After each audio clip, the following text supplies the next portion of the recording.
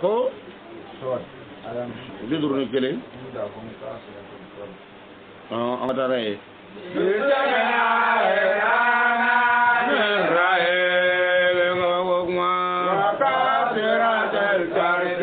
ako kunyo dama kelen kera bere bere olu yorora nere binga mina swade bidurni kelen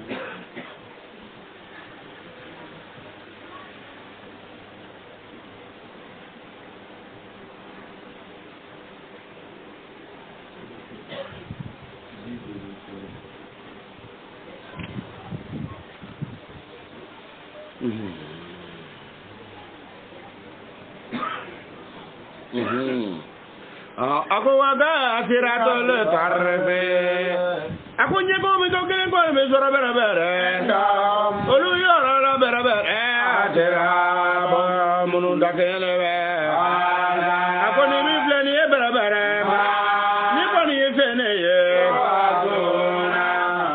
alu be femi la ni na bere bere esa bi ya ma jolo ko atu be femi la ni na kwale arabana tole di mogo ma aljina kono muso munun be ani demse mun be aljina kono no bu mogo servi ka mogo ake kwa be kundama kele a be fane kele ni ka o kemelo ya ito longa bonyona a bia kele o be ke to kele fane kele ne bo bera ako bo ole jora obuna fo ayina obutuka aw ake wafo ma ne kono yefe yeto ado to be fe me lan inina ya o mele sa atu be fe me lan inina ki ama jolo nyin ngali lo na bi ko ayo le soro bi sana yi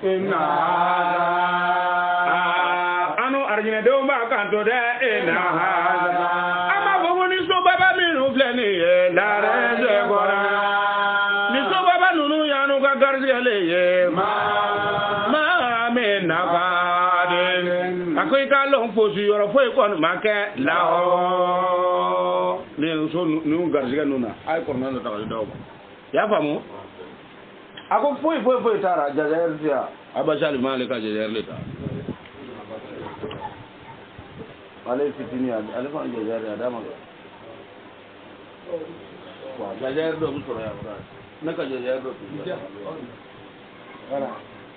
ya famu akoy ma togori ko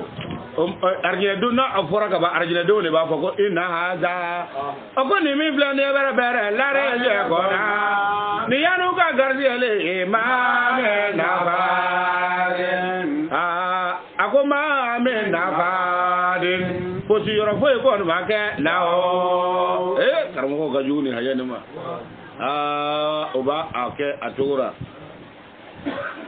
kata atawabedi kata war mine mora al atigi ferka dina ya ko dunga ba abu so ka nimisa surtout aka far muso le makoju ni yake adara adda chogora ka ke hadome mu ngana ka do muso nu bolo abu tourner ka di ko biye ka abu se laban kana laban le bolo hali kana yere se ngasa ma ko tuguni abu tourner kana abi so re atiki sida ka fo ele muso ne fe ka bon nunu be fe dole ya kara ko me muso ya karabale do ele ki ba fa kwati so e ka ta o ka kama e ma karabale ya o ko so ba fo ko lonu mutuna do ka so wato amana ne tu kala ga ndi haram yo tuma na se ya haram do ni ka fo di ya fo se da akara ko me ko kala fe dora ya e ati di haram yo tuma ko wi tarani kwa atu bi tere ngani ya fo se da wa karwa ka do be carte muso biye ni ka ba hali yoro jante ni ka ye dro be bol do radro iba a fo ni ya ada du fo ni ibu soroka kuma no foka tugara ni ya keteni warn don to abole ba se ga tukun ka kana ida bu ko ina ga lari zukuna mala o minna fadi e ka warn do abolo ban ati warn dum ka boke na mi yoro yala abta adira ya madia abta ma atuma na haramu tute mais si ça ika ira onu na dro o sa ta no timal fe mo werti kursi do na re nyana matugo o bata ke ka chen werke nai yaye no mais abi se da minya sisa sa na soro me se ga me fo anya na ara na soro ele ka juru mo ora sisa yere larra ko ka juru bara ma o fana ka soro yere larra ko war ba kunde o ka soro yere larra ko war ba ni ya inna haza la rizquna ma lahu min nafadin ika damin bara yere bo dalo ika damin bara yalo ko war bi soro ku ni hayanin ta ya famu inna haza la rizquna ma lahu min nafadin ya famu na soro la siza exam atogo haruna siza inna haza haruna kabore la rizquna ma lahu min nafadin kemi flete neka garzigalo inna haza haruna kabore la rizquna ma lahu min nafadin ibi soro iba kala sen wolongula ya famu ke ni ya kala ika warda min bara e fana kana tonyo ni gere ibi ka warda o ka soro ila ra ko warba ku parce que ibi ka feno ka atigira fa mogora ibi ka feno ke mogora fana kata soro warta ku mais ni yala ba fe ata fe ka sarale o ni ibo ke ni ya ke asien wolongula ya famu iba kala e ka tigara asien wolongula naka di ibi fendo nyini ani woro nyogono iba kala ra asien wolongula ibi tadro ni ibi tekuru ibi garbu yala dro iba do abolo ibi teme kata ibi ta sa fe kana munu fana kana ta conscience ni na ni ya fu na ko aywa nga war jurum mbira na o ko le ba aru sigi fur kuma tara aba boka dima nga baboka dima o me ka sore ka lo ge war le bara de atonu olutina nyofo ay rote ya ta kere kere sida meni ijo yoro na sore ka juru bara ni ya keka ibe tadura baboka dima kuma era tara meni tara ka ta kuma unu afana bi mun de mais ni warta tigi kum parce que mun amba for wi ka lo ko na ba ka ta fe ka dara parce que ni ya kara ni warta ko ni tara na ma soro fana afana ni par exemple su sabanyo ko soro atis no aja jan ti to wara donc par fina bara ke segayama o me yana ele so woni karra ko jurun ko ma ba juru ya ti berni ke nanu e be taw fana kala mo ko ma to kale ka juru bara ke nani e ala ke mo be ke juru fana kanu o akele wafla e be ta pangalo ko ele ka juru it ta to yo ni ga woro woro so mo bora ama ba ita to yo donc avec tieni donc ko arjina de on binin le fo c'est-à-dire ni mi en garjigalo foi ta na che tuguni anna mi na ya foi ti do na che an kon ba so donc ni ya agarji ni tara atigi fe ni e ka juru bar ni ya ka o tugura abana iba to ko do ar ni ya to ko do ro iba ko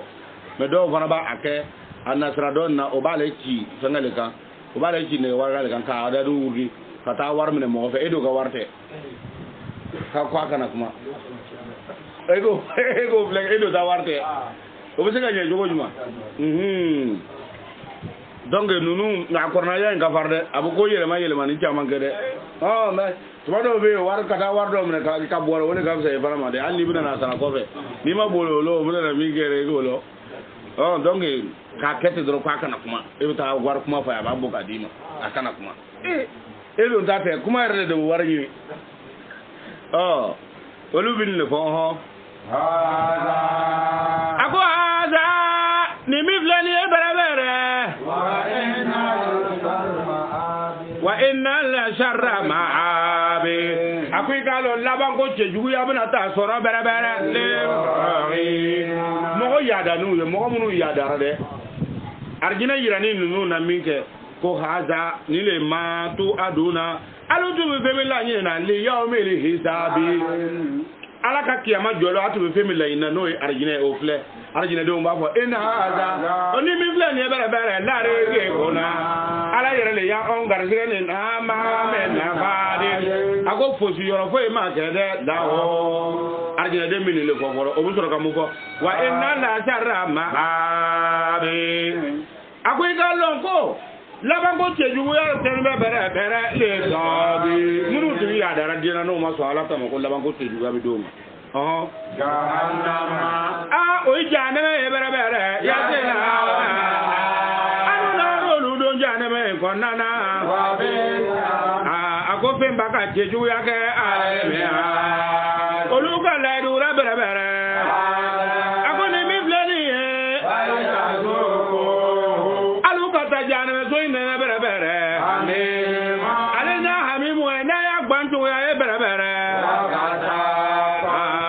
jeni yora tege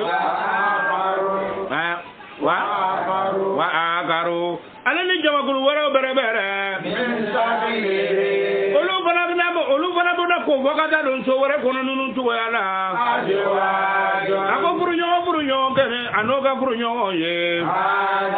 ako ni mi ble ni bere bere ni ko ni ka fu yoro le bere bere ma mi do yoro ye tege ka fara lu ka bere bere ko kumbe jogo nyuma ko no make be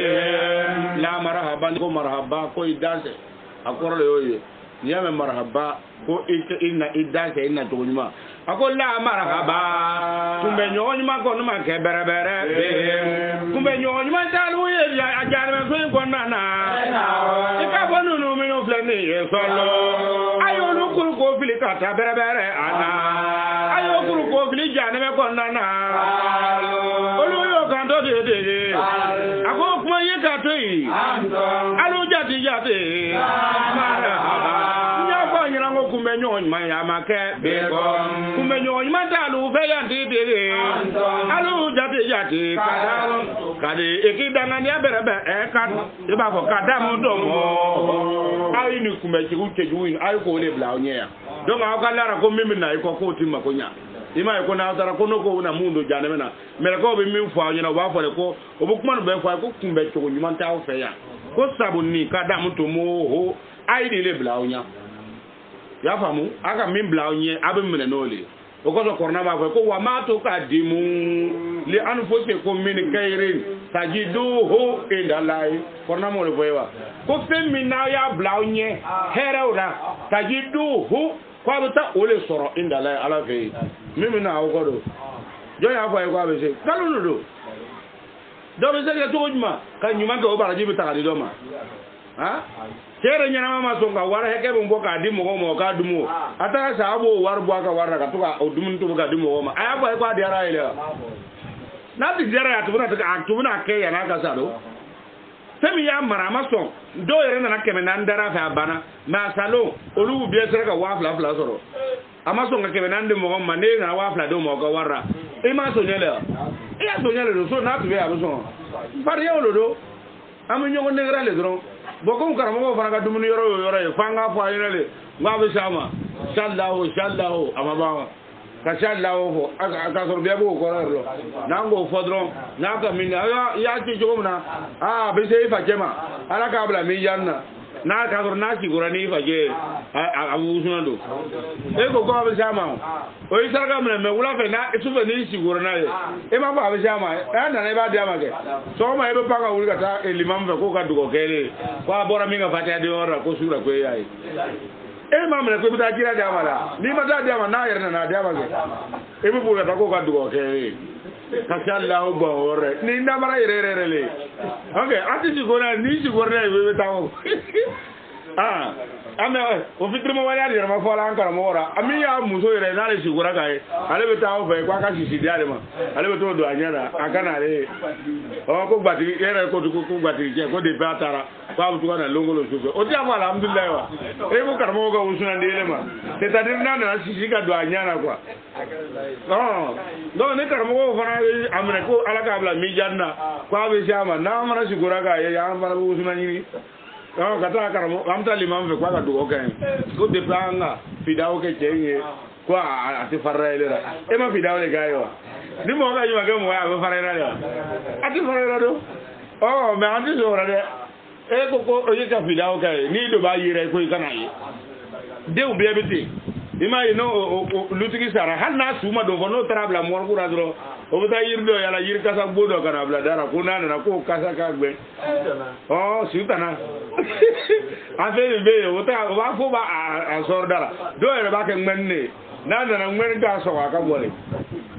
anaga so kaso na suyere ma do vola o beta su do ere su bla ko semen kele nyogo o be obu mo do konna ta o ma fo ye o beta sutana nta abini mbe akasa abuto ke nana herano fa kasa kunna herano ba fere kumi herane malo oluma ni ya jamu ye minga nana yele ne ta sande e danga ni yale mai faraka o besinga abla dara kunna nana ka akasa ka soro foi su ta na ta kasa in ka far jo na bu so so yere legbe ni ya tike ka bla ni so so bi ya ore ya sa abia be fa mu ni ma fa abia wo obe mu ma bo obe sa akata ka ju go lu nge abu so so legbe na ambo bla do be ta to mo no obe ngmanu hu no yala ngmanu gbe man do be ko mo ko no be to yala kono to utur dara ele don to amele nye so ni min ka bono ka ko ale don to akale so mu ne wala ko abna so ni be fitri mo wala ka so ando be na takai e be na takai do donc akoy ma ko abe otogole la paradisal mi hadu ko kan la yuru te jugara de donc akoy ma ko ale Allah taala be min fo mo do ko kumbe ya kumbe nyoato antum alu da kadam tumuhu abe traiter to na ayo le bla yere nya abe traiter to na imin bla yere nya ni tara se be traiter te ni mo le buna ngone nyimanta ko lu bo sine ma ere ngani ya do tum mo ke do le do ngane nyamata ka sele mate na kira ye karamo ke mo do be o tikki hide parce que ele ka baraj mam ke ko e ga ke e pa che na folo min sura le sara ka bale ka garde ke lora aga juru mu tube wal ma tin ngane yi mam ngun tira wal ma tube baraj mam ka ko na wati sere na yake me ko bu do sama me ale ka tutu minun ke ka ban ka lu bra taw do ke a fo ti sama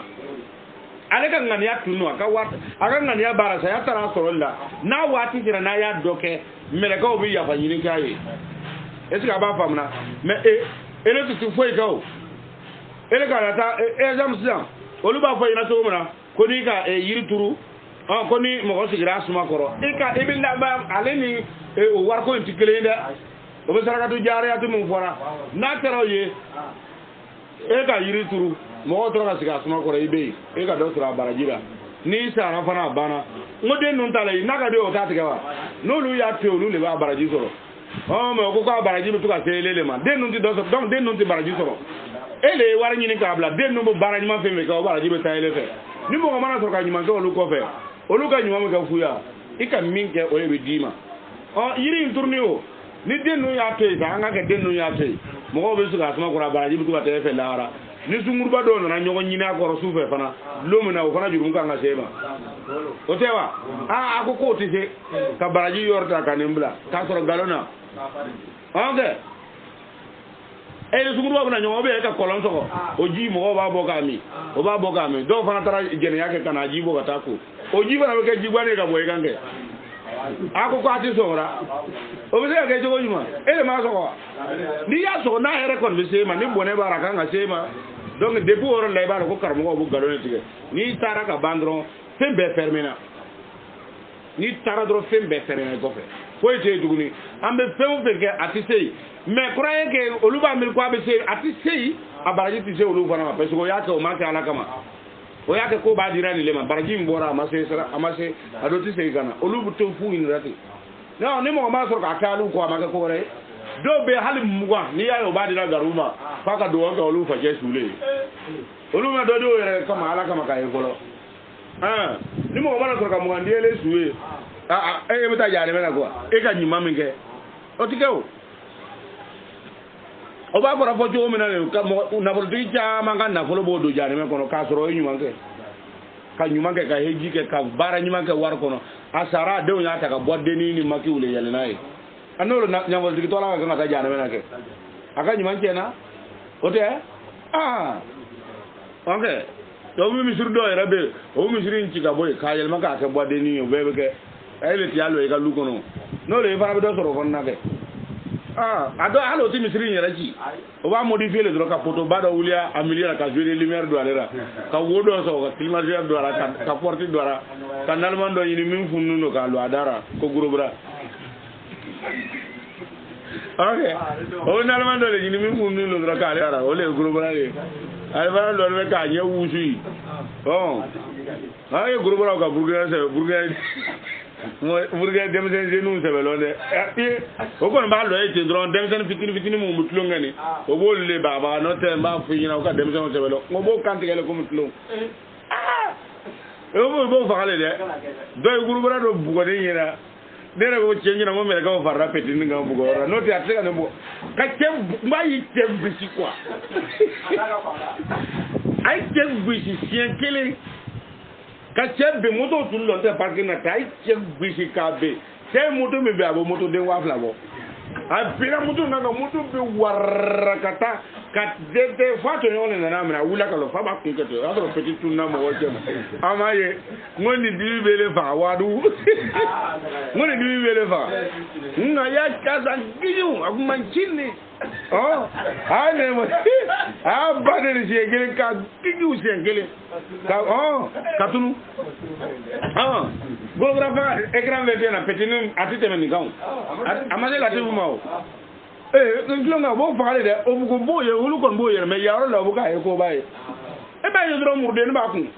o be lam aduma do bo operation ngal lam ya yo ba ku ngo guru brani yi petini tale aya tale ko le bo bona jamana ko ka ta afli petit tora bol do ka murubo ka kantige a tora bol te ka ta beni jori woni ete flono te na ba ko kele yoro ma ni guru bara be bugi ale be to do wole wala ba ta pour ge yini ga do ta do ka no te ni flono dro mo wara bi to ayele min na fi guru bara de do ba kele te gele la yele kan ke ko le ba le rati mo mi ji ga guru bara yo ay petin tatin fitini ay kwa ere to foi rere makidara peti ko abdu nga ka fere ke kwati do peti ko abdu nga ka fere ke kwati do peti ya to kuma na ni karton de ni peti ya to kuma na do ka genga do aya ya dona tara ya menene kale ba ay ka tasira kale bina na bona ay kenema kana afrikano peti ndi tora bole sanfe kam mubo dron ka akel la yayi ma tigele de ama ko mina fa ya sokole de ya kan tigele ko mo bi sa kan tigele do mo ketar la fa ba ga bele ni ya to ni nalman sutewa ko ko de o ma atit lo do re ika ke guru bare do ni manga de ndo wala ta furge yinde wal ma ka boy no te dole bin na kele sara mem mu na le kra guru bare fa ke ko na jigi ibe o yete fitiri okay ka kan dige ko sanga wulite blagoro no ni tlunga do abi fa sien kele oh abi fa e puis ala tibuli e na yi fa halla ya yi ko mo bna le bo fa za yere ko komisara do yin ka ta yerdi wale kan ni fa yani sini ngene ba yi kenema murde wala ba garna bu guru wala nyini na ba faaw imai don abitini ya famu akokumbe yon ya ta o fe aw yere le ni ke koyi Pabi sale kararo agosi yora jeju yora bere lana agosi sabati yora jeju ya ni bellana ne ala fe ya anana ne soro ya ne ala fe ne ni ngamele ka fe jo kwa ka sabati yora jeju yora ne fe ya akontu sabati no la arabi mebluka abe kilmazeru kono abe fe kono ko me fabi sale kararo aw kalaban yoro kon in jeju yora bere lana ne ala dala bolo la kalo olumo bo gando ya rabana aboko yanti ala dala we man akomo kadama akomo ni la benga bla bere lana anu ko ni bere fari amale tiri amoko jidi ada jamata ko ina de bai kajiri bere bena ya famu ni hayani ana jabi kornan kono yorofla ya famu akoy mako olu mo no araba fo ina akwa aw laban ci gorne fe aw ci sigiya dugude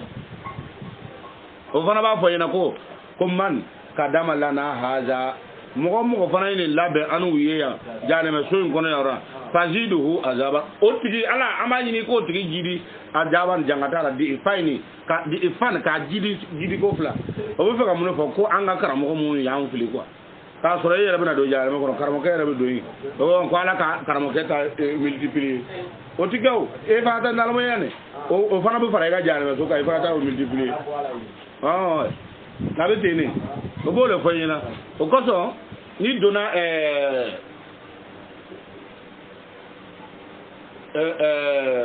aflek kitabu de nun toko bora kono ale kitabu ni kono ni dunai ko egyptien ke da to be pharaon ga tlela aka den kalana ka kalan ka kornan dursi atarase ke woche ale ko ale ti war ko fa ga ke mo mi fana kalana na ale ga korna yan do ko mi musika ale jabi ni korna yan min bɛ se k'ale jaabi ni kɔrɔnaya ye ale bɛ furu o de ma n'o tɛ ale k'a ka kalanban bɛɛ kɛ de kana furu de mɔgɔ min tɛ ale ni min tɛ a faamu kɔrɔna na k'a ka gɛlɛn mɔgɔw bɛ na ka na caman bɛ na o la u ka kalan na mais olu b'a biri kalanbaa fɔsɔn min y'o tɛ olu b'a biri kalanbaa fɔsɔn min y'o tɛ dɛ k'a sɔrɔ kalanden don kalanden fana dɔ tɛ kɔrɔna na mais a yɔrɔ man jan ne kosɛbɛ n'i nana se masakɛ denmuso nin bɛ na a bɛ na ni dumuni ye fɛ dumuni bilatɔ ale bɛ kɔrɔnaya min fɔ e ka kan k'o de sɔrɔ k'a jaabi n'i m'o jaabi sɔrɔ a b'a to i tila dumuni na a b'a fɔ ye ko nin ti ale ka muso furuta ye ne ko ale ti furu nin ma e tɛna se k'ale jaabi n'a nana se dumuni bilatɔ a b'a fɔ ye fasuku falana se dakun ila a bɛ lɔ a na ye ni a bɛ se ka kɛ ila aliyu ye do ou bien ila azabani ye fasuku falana se dakun ila a bɛ lɔ ye ko aw ka nin nɛnɛ ko nin tɛna aw jiri foyi la fo a bɛ kɛ a duma ye ou bien a bɛ kɛ a jigoma ye do bon ele b'a a faamu cogo di a bɛɛ fana tigɛlen don min na a dɔ tun y'i barika ɲini a ka karamɔgɔkɛ fɛ o yɛrɛ fɛ ko lɔnni taara dɔrɔmɛ kelen t'a kun se t'a ye se t'a somɔgɔ ye a nana se ale ma mɔgɔ caman bɛ yan n'o ye dumuni kɛ a b'a fɔ ye ko ninnu tɛ se k'a ɲɛ cɛ fana nana ka na dumuni bila muso nana ka na dumuni bila a ko fasuku falana se dakun ela cɛ fana sigira tugun k'a filɛ furu a fana ko man kadama lana haza fasiduhu a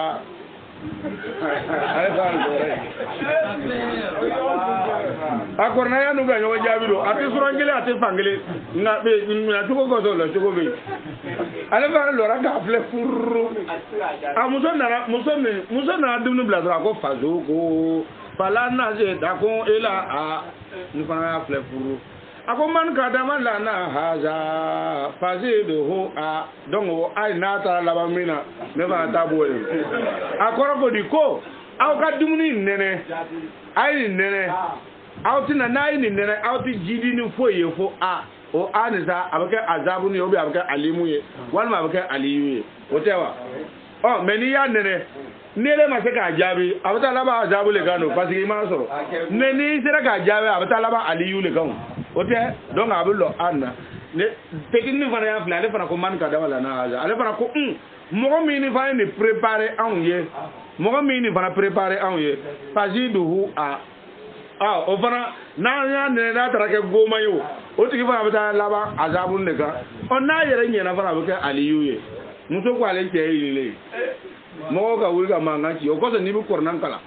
a bɛ fɔ o de ma ko kuran tafsirul kuran bil kuran kɔrɔnan bɛ ɲɔgɔn dafa sura ni sura kɔrɔnan bɛ ɲɔgɔn wasa nka n'ele ka aya in filɛ kɔrɔnan y'o de fɔ a ye n'i ka limaniya dɔgɔyara kɔrɔnan aya kɔrɔ i b'a ye ko fɛn wɛrɛ de b'a walawala n'o tɛ kɔrɔnan ko a kɔrɔnan kɔnɔ k'ale yɛrɛ b'a yɛrɛ walawala kitabun uhukimati ayatuhu summa fusilati min laduna hakimin alim kɔrɔnan y'o f'i ɲɛna k'ale b'a yɛrɛ kipi tigɛ ka tila k'a yɛrɛ walawala nka n'i ka limaniya ka dɔgɔ ele b'a ye ko kɔrɔnan ma walawala k'a sɔrɔ kɔrɔnan y'a yɛrɛ walawala o kɔsɔn ninnu haya ninnu olu fila ninnu olu ɲɔgɔn bɔɲɔgɔn wɛrɛ tɛ kɔrɔnan na tugun ni ale ni fasuku ni olu fila dɔrɔn de bɛ o bɔɲɔgɔn wɛrɛ tɛ o fila de bɛ ɲɔgɔn jaabi olu fila de bɛ ɲɔgɔn jaabi o kɔsɔn n'i taara lɔnnibagaso la n'o nana to ka dumuni d'i ma walima mɔgɔ fɔlɔ min sigira n'i kana ya a bɛ cogoya nin n'i kana ya a bɛ fasuku kana na tuma dɔw o bɛ filɛ n'a sɔrɔ e ye lɔnnibaga ye tuma dɔw bɛ y'i déplacer o y'i sigiyɔrɔ min d'i ma i laban mana jigin dingɛ na don mais n'ele ko y'i lɔnnibaga ye ko ele bɛ taara ko dɔ la depuis ele tatɔ o ka kɔrɔnaya kɛ k'e jaabi e ma se ka ɲɛ sɔrɔ o la ka ban o b'a la o bɛna se e kɔrɔ don depuis ele bɛ se o bɛ kan ka azabu ɲɛsin i ma fasuku falana di dakun ila azaba e ma se ka ɲɛ sɔrɔ o la i ka kan k'a lɔn kuma min bɛ fɔra a mana kɛ cogo o cogo ne kɔni tɔgɔ tɛ kɔrɔnaya in na sa nka ne kan ka n yɛrɛ filɛ ok n'o tɛ ne mana o sɔrɔ a kalan na de donc a bɛ ten ne y'a faamu nin haya ninnu bɛ ten ale fana ko ko o fana tɛ tigi ka jiri o cogo la wakalo olu mɔgɔni y'o kan to malana ko mun ne banura bɛrɛbɛrɛ nanara anu ti yeli kɛra bɛrɛbɛrɛ reya anu ti cɛw yera bɛrɛbɛrɛ na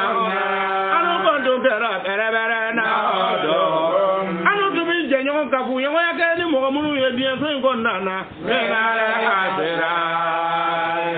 ka bɔ an ka gwancogoya n'an tɛ tege a ko yalo an y'olu mɔgɔ n'o minɛ wa sɔkɛriya y'a faamu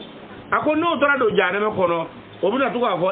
cɛw ko mɔgɔ min nin labɛn anw ye mɔgɔ min y'a to an nana don kɔnɔ o tigi ka jiri ni jangata ye dɛ a ko n'o y'o fɔ o bɛ tila k'a fɔ ko mun yɛrɛ de ba anw na an tɛ yeri kɛra mɔgɔra y'a faamu ko na an tun kɛra an tɛ cɛ yera ko nana o don hum an tun bɛ mun ka layidu taara an tun ko minnu le diinɛ walawala minnu b'a lɔn ka tɛmɛ kira kan minnu b'a lɔn ka tɛmɛ kɔrɔla an tun bɛ n'u layidu taara minnu ye ko mun ba anw na an t'o yera bi aw tɛ ye o an t'o ye dɛ donc y'a faamu a ko o b'o o cogo de la tan fi duniya diɲɛ so in kɔnɔ minal asirari ka bɔ gbɛlɛya la an t'o yera o ka se ka n'an kisi ka bɔ gbɛlɛya in na o tun b'a fɔ yala mɔgɔ dɔw bara ko n'olu taara se lahara k'olu bɛ don kira yɛrɛ ɲɛ k'olu bɛ tugu o ka bilakonin kɔ ko ka don arijinɛ kɔnɔ ko kira bilahi ko kira yɛrɛ bɛna lɔn ko olu bɛ don a ɲɛ o m'o fɔ wa olu ɲɔgɔn ma langolo fɔsɔn ko n'o taara don janɛmɛ na u bɛna to ka mun de do b'anw na a gbanyɔrɔ sera bi an tɛ mɔgɔ yera an tun bɛ minnu ka layidu kɔ lahara y'a faamu a ko atakazina hum y'a lɔ anw ko olu b'u minɛ wa k'o kɛ wa sukiri yan an k'olu minɛ ka o kɛ c'est-à-dire k'o kɛ an ka lɔgɔbɔli fɛn ye olu de y'an ka mɔgɔbaw ye an bɛ hɛrɛ fan de sin o ma dimi yɔrɔ bɛ sin an ma o bɛ se ka kɛ cogo jumɛn o tɛ kɛ dɛ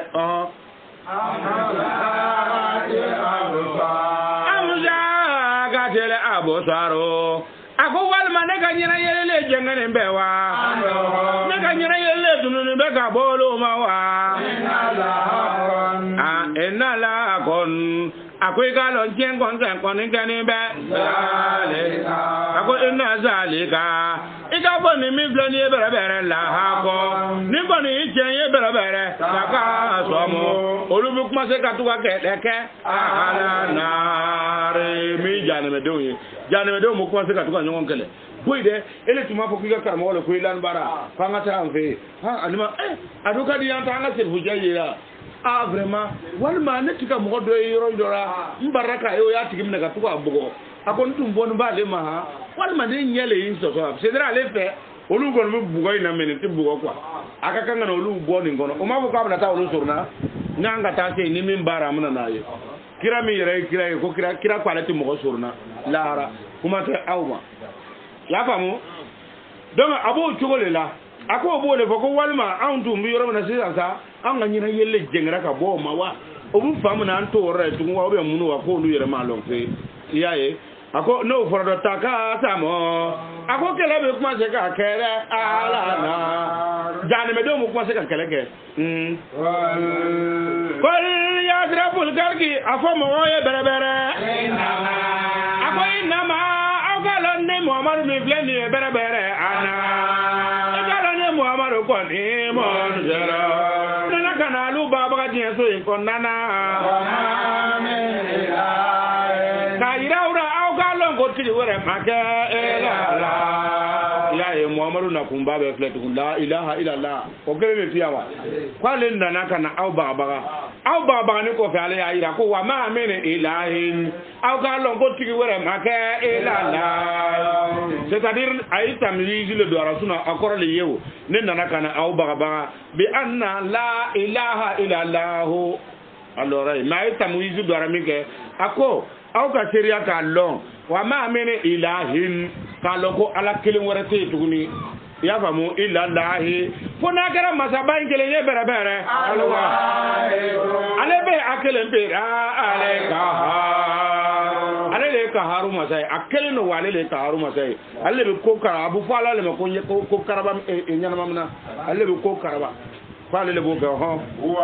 huwa o alai rabo samawati imai amavo rabo samai ako rabo samawati samfara o yasha de ala nana fa yana ko sabu asamawati ko wolonwula ko fo anwi na nana fa ko doyro farmo ko antu se ka kuma wolonwula anga lono be dam wolonwula la to min be anto dalonde ala wolonwula fa sangol la ka wolonwula fa du golla me ya ko huwa ni ta ala ta londe rabo samawati ale le sanfara u caman tigi ye sanfara ni sanfara u fɔra ka ban dan taara a ma da fɔ yan ale le sanfara u tigi ye bɛrɛbɛrɛ ale le dugumakolow caman tigi ye bɛrɛbɛrɛ wa ale le fɛn bɛɛ lajɛlen tigi ye bɛɛ na o ma fɛn min bɛ san ni dugu cɛ bɛrɛbɛrɛ ni taala ta lɔ ale azizu ale le giri yafa ma ye ale gafaro mais ala bɛ yafa ma ale le se tigi a bɛ se bɛɛra ka bɛɛ don jahanɛmɛ na ko mais ale gafaro a bɛ yafa ma fana a bɛ yafa fana ni yafa baara kɛ a bɛ yafa taa n'a ye a ko mɔgɔw ye a ko nin min filɛ nin ye huwa ala taala min filɛ nin ye bɛrɛbɛrɛ naba ole azim ala taala min filɛ nin ye naba ole azim ale le bɛ kiri tigɛ k'a bila cogo la dɛ naba ole azim kibaruya mana bonya cogo o cogo a tɛ bonya ala ma naba ole azim a ko kibaruya belebelew tigi kibaruya belebelew ɲɛfɔbaga ye ala dɔ ye ala ye ando ikalo alu adamadenw kɔni mɔgɔrɛ dɔ n'ala y'a fɔ k'a bila yɔrɔ min na alu na kɛ jɛnbaga ye n'ala y'a fɔ k'a bila yɔrɔ min na ko aw bɛ kɛ jɛnbaga ye o de kan aw tɛ se ka foyi fɔ ka fara o kan mais munna an nana fɔ ko an bɛ dɔ fara ka fara kɔrɔnan kan a ko ala min filɛ ten ko naba ul azim y'a faamu ko information belebele dan tigi le ye ala ye ko huwa ala de antum alu de muriduna aw bɛ kɛ jɛnbaga ye anuhu ala y'a fɔ k'a bila yɔrɔ min na ko aw bɛ jɛn o le ma nka an nana min sɛbɛn bi ko an bɛ ala ta ɲɛfɔlɔ o y'a cɛ ala ta ye an bɛ taa mun fɔ ala ye lahara a kuma ka ca dɛ an n'a ti bɛn le a fɔ ka burun fiyɛ n'a kɔni kun ye nin le an kana bɛn ne yɛrɛ ti bɛn ɲini taa n'a ye. a ko maa kɛna min elime a ko lɔnni den kelen ma kɛ bɛrɛbɛrɛ le ne muhamadu min b'a fɔra aw ye aw bɛ jɛn ala y'a fɔ cogo min na ma a ko maa kɛna min elime aw ka lara ko lɔnni ba wɛrɛ kɔni ma kɛ le lɔnni wɛrɛ ti ne muhamadu yɔrɔ bɛɛ ma la lɔnni wɛrɛ ti ne muhamadu yɔrɔ ni jamakulu kɔrɔta n'u ka kuma ye k'a fɔ ko anu bɛna fɔ ninnu ye sarifu ye walima lɔnnibaga kɔrɔta ninnu dɔw bɛ yen o bɛna n'a fɔ lɔnnibaga wɛrɛ ti ne muhamadu yɔrɔ min fɔ n'o bɛ kɛ kuma kɔrɔta nin ye ka tɛmɛ ala ta kan mais an nana fɛn bɛɛ fɔ bi ko muhamadu de y'o fɔ a don muhamadu yɛrɛ don tugun ko a tɛ daga ale ka fɛn wɛrɛ fɔ min bɛ dana kɔrɔna na o tɛ kɔrɔna yɛrɛ kɔnɔ ye wa ko a tɛ daga ale ka fɛn wɛrɛ fɔ min bɛ dana kɔrɔna na mais a ko yan ko maa min elime lɔnni wɛrɛ kɔni ma kɛ le ne muhamadu ye bɛrɛbɛrɛ bele mala ele ala ni jamakulu kɔrɔta n'o ye jamakulu mun b'o yɛrɛ kɔrɔta lɔnni wɛrɛ tɛ ne fɛ olu ta kuma na ni ne ye min fɔ olu k'olu b'a ɲɛ fɔra lɔnni wɛrɛ tɛ ne fɛ o la sabu yaktasimuna a k'olu laban na kɛlɛkɛ bɛrɛbɛrɛ foyi ko fo n'a kɛra wahayu ye ko fɛn min wahayu la ka na ne ma a ma ban sa wa a ko sabu jamakulu malayil ala minnu bɛ yen dɛ ni olu ye malayil ala ye ko ni muhamadu ti lɔnni wɛrɛ lɔ olu taara kɛ a ko sabu n'i tugura olu ta kɔ yaktasimuna olu na taa kɛlɛ kɛ enima i b'a fɔ enima y'a faamu ne kɔni tɛna kɛ fɛn wɛrɛ kɔ fo fɛn min wahayu la ile ya ka na ne ma y'a faamu kɛ a ko ninnu bɛna taa kɛlɛ le kɛ dɛ i ni y'o a mɛ a tɛ kɛ ni fɛn wɛrɛ ye fo fɛn min wahayura ilayya ka na ne ma ne bɛ tugu o de kɔ donc jamakulu kɔrɔtanniw mun b'o yɛrɛ kɛ kɔrɔtanniw ye a fɔra ka yɔrɔ min k'a ma faamu k'olu b'a kɛ ne tɛ tugu o kɔ dɛ sabu n'i tugura o kɔ ko mɔgɔw bɛ taa to kɛlɛ de la k'a sɔrɔ foyi ma kɛ fo ni wahayu lo ka na ne muhamadu ma a ko aw ka lɔn ko ne muhamadu ti dɔ wɛrɛ ye bɛrɛbɛrɛ ne bɛ lɔnni filɛ alu kɔni ye ne kɔni nana ka na alu bagabaga mɔɔ bɛɛ ne nana aw bagabaga de n'o tɛ kuma in ti ne yɛrɛ ta ye ko n b'a modifier ou bien ko n b'a kɛ ten ne ta ye ka na fɔ aw ye aw ka siran ala ɲɛ sabu a ko ne muhamadu e tigɛ ala dara tun ye aw fɔ bɛrɛbɛrɛ a ko ala t'u kɔnɔ danganiw fɛ bɛrɛbɛrɛ a ko ne ala taala kɔni ja a ko ne bɛna farisogotigi dɔ dan bɛrɛbɛrɛ ne n'a farisogotigi dɔ do dalu meleke o chema ka bo bogora an fa adam ka bunye yoro ala bu kuma na kan donc mo bunye ni ne kama ako meleke o ma ko ne ala taala bana fara so tigi do da min tinin ka bo bogora ama fo kwa o ka batu o tuma de ako faiza ako tuma na mena ninya dakeye awulla kallo afo ninya adakeye ka mul bot nomna amma fo fana ko ka batu ka o kama de amma fo ko ka bunye o tuma de o wana ba ke do ndabina siyele ke bere mina nyere kan nin kon ni fiye bere fi o ndawo nayni yoro fana vle tu ambe bala ka de yasoro ora ana wa dembe tikala de no ko nabi jala ka de akana kuma ke ya kata yoro ja nyolo faina aya sorni famille nabi sa ere yo ko biul ko na kacha alaka masaya ni tubra alaka sharia ko kwa be alaka de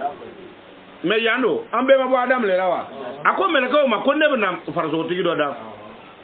ko fa iza sawaituhu ninya dake ka bo sanfe to na anya ba muli bogo la man lanna ama fo ka sudu ba to wana fakitu mina fielike ya fa mo mi ruhi ne ka bone re kan ni na ne ala bina ngan nin do fie fi ka doara donc ambe kara la de yore na sare ama ba sawa amna mu fo hayina akoni ni sera ni kama lede ni kama lo meleko ba kuma ala kan ni ne bara meleko bi ni ne buyena sabu meleko ba ala buyen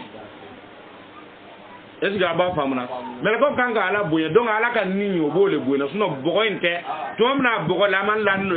olu yera ko te kwa ka san waju le kai ai san wadu ke o be do ko san wabi duru ala ni be amul abogo la man lan no ni ma do ara ko o ma to yudu ba ka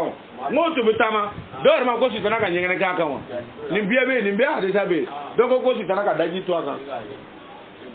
no ko ibili ka daji to aka ni bia kera o ma ala makmo ai ni fiara tumana mina de o wati le bonyana na donc ala kan ni mo ko la bonyana bi ni ndo ale kama ka lonko ni min be ni na ni ka koroni ne tan ni o nin kele ne ko ngani ni nene nya obe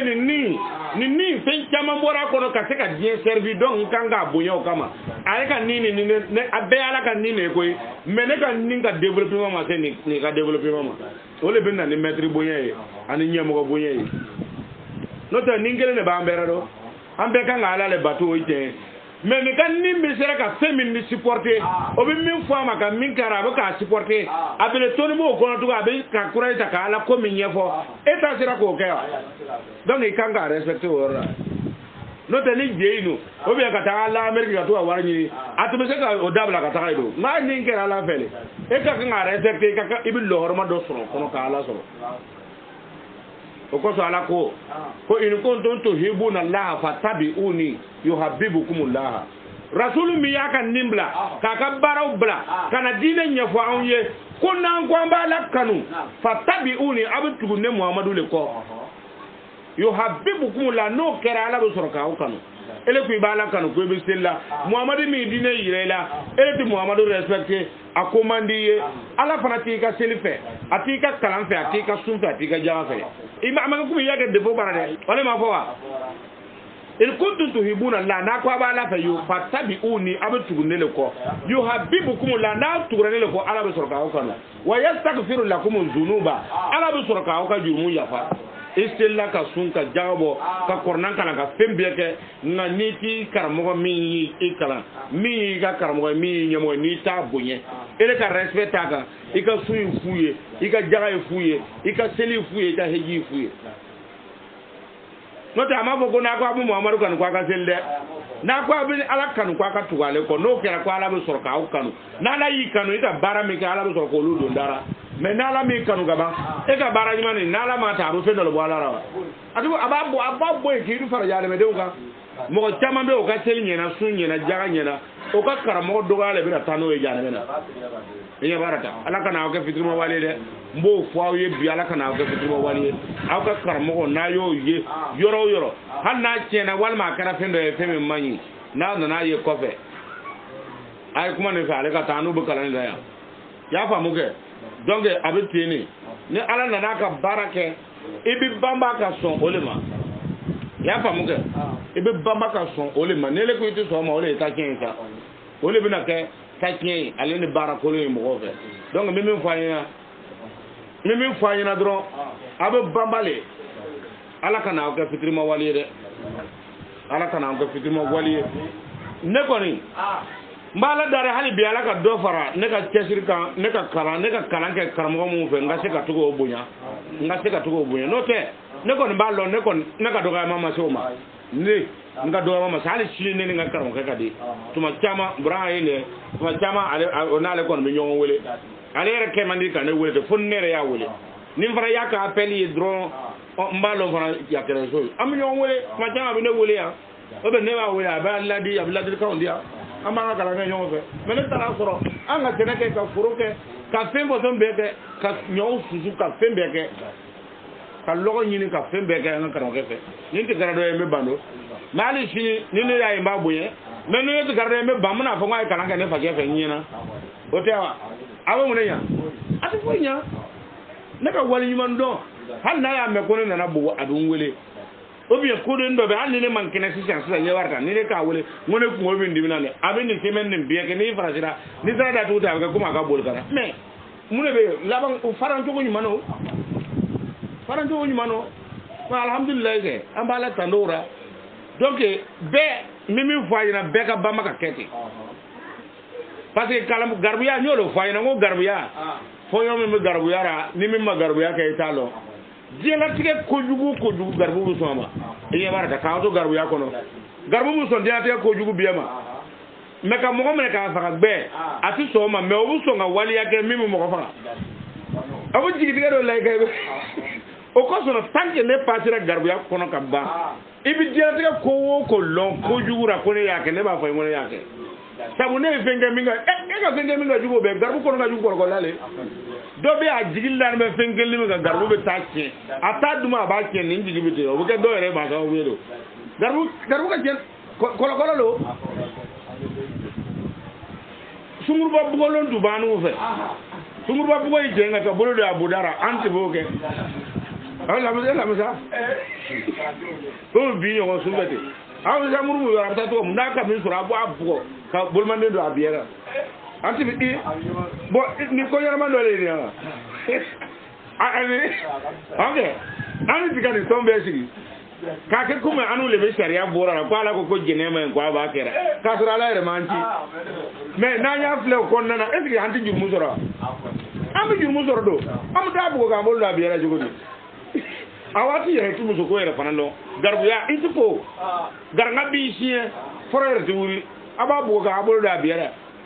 i m'a ye ka tila ka to k'a bolo sunsun an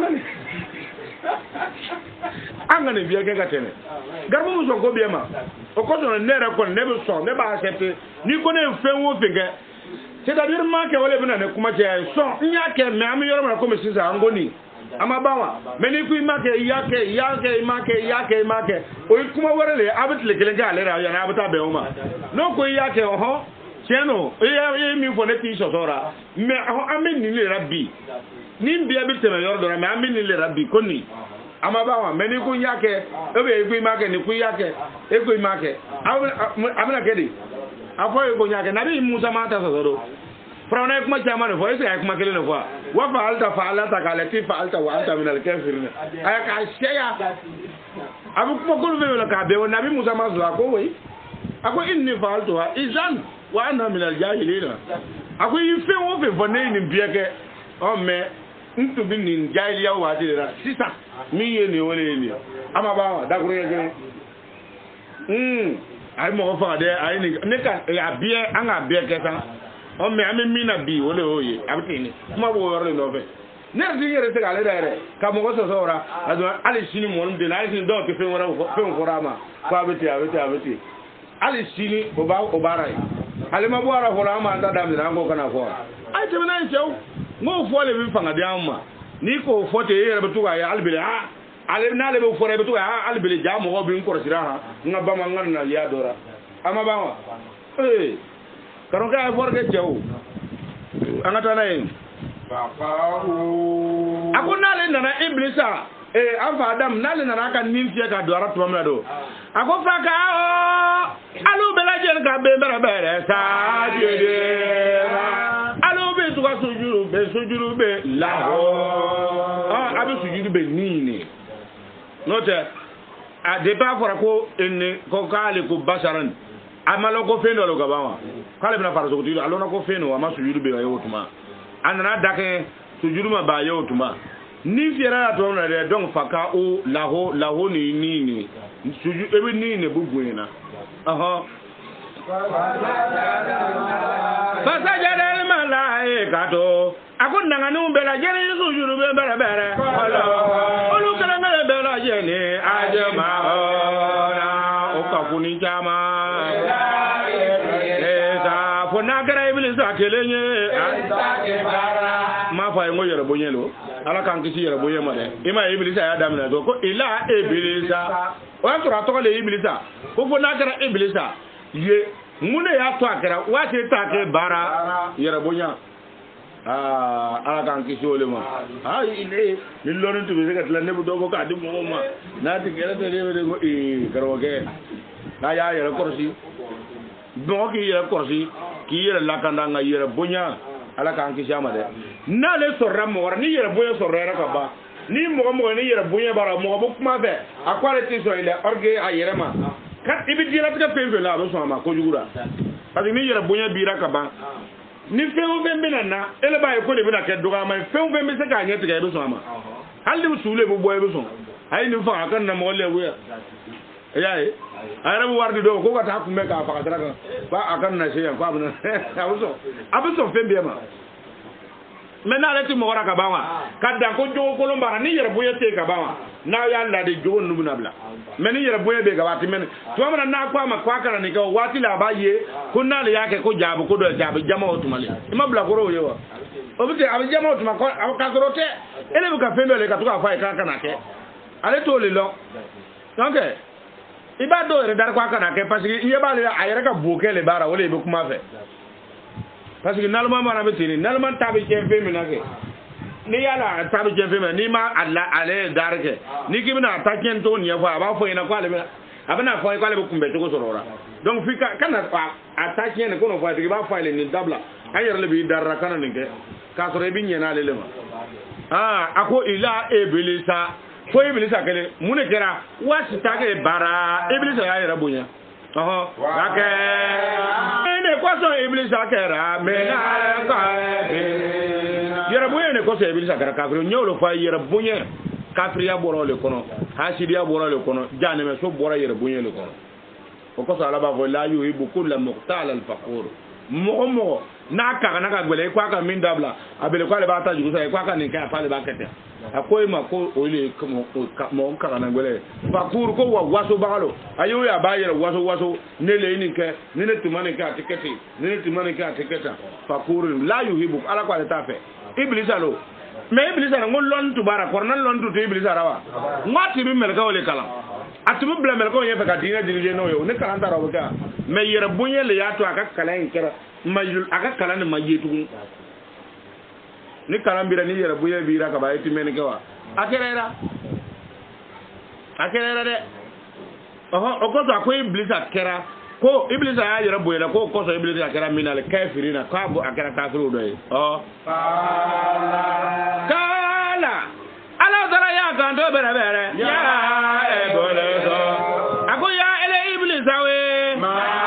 ako mu fe no de mana aka mune ya to ele iblisa bana aneta se joda ele ko ele na so nga so jurube le ma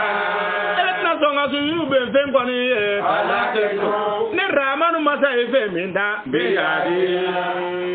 antika min lo o ko do na fora ina ko Allahu Ar-Rahman Ar-Rahim kun num bay masa ole dana an wanti so ni ko bi kuma dro do ha kul wala adu ala ikelenye o idai mu ye me commandement me mo mo mbolo olu beyo fana o be fana bo wole ko ala do parce que olu ka commandement ala to fo te mo lu taka imam ko Ar-Rahman wa ko diye hine la bonne tigi Ar-Rahim Allah rahine o fana kare ni tigi abagele wa o ko ala ba fo Muhammadu rasulun nani yordra ako ala ngala kele ne ya afo Jibril kwa kana boye kwa ka ta ko kul ya ay kul a'udhu bi rabbin nas ngo ala dole ka jibrila ci kwa kana fa yo fa ka ta fo kwa le ba atanga yini bila bin nasi ni mogo ka ala yi okay bila bin maliki nasi mogo ka ala ale mogo dla maliki nasi mogo maraba ka fana be min sharri ma kalaka ya famu ka bo fenke jugura ay min dan ala dol day mun do kwa le ma fenke juguda dar ma le ma dan ke na bole inna ma'muru izara ta yaqulu lahu kun fayakun ale biloy nale ku kaka kedra be ke men ni iblis allora bu kuma samaya ako ma mana aka mune yele bambere bere anta joda ele ko itna songa sujuru be lema ele ko songa sujuru be fenye kala ne ifemin ambe yadi ne ifemin dan ngabole donc ale ba barale abata wuli sa na be ke femi obufle donc o ti ala doye ale ni iblis ale kuma kwa le min dla na bole don do ti baraka na bole de ima ni le takuma be kwa le sambara wolo la kalaka samawati wal ardi wama baina uma fi sittati ayami thumma istawa ala al arshi wa kana arshu ala al mai kwale ka sali to be jisan fa kwale sambara wolo la ale duguma ko wolo la dan donc ni daimu na fo ko ala sangolo ka chani ni biye anti ka fo bo dara ni akwale sambara wolo la da ka duguma ko wolo la dan ya famu ale ni femi be nunu nu nyoje kwale yo bara kwa bara be na tere wolo la ma jonti ka tere lo ma akwai mako ko ale be ni ka do na kwale ka sezi tibi ji sanve jonti ka sezi dama ale ka lo ne me damne ji le ko so ale ya damne ko fil badi ko damne kono ko diabete jile diabete ji sa wale ka ale ka damne la jile za amana do tsaka ke ale nyede genti ka jiblai doti be o ka jiblai do to sika ale ya ka lon ale ya ta damne jile la bu ko mi ya ora donc jire la sile malo nga do ko mone kil ni fendo kili bare wa ko foko fara ngo wa yare de un bu sika ye do yima o tsika kede jile ale min ba forata ale ko le kwale na soro jile kan kwale ala ka sey tibi jika ale ma jiyere la silo malo na ba famuna ale ma jiyere la silo ale na ji soro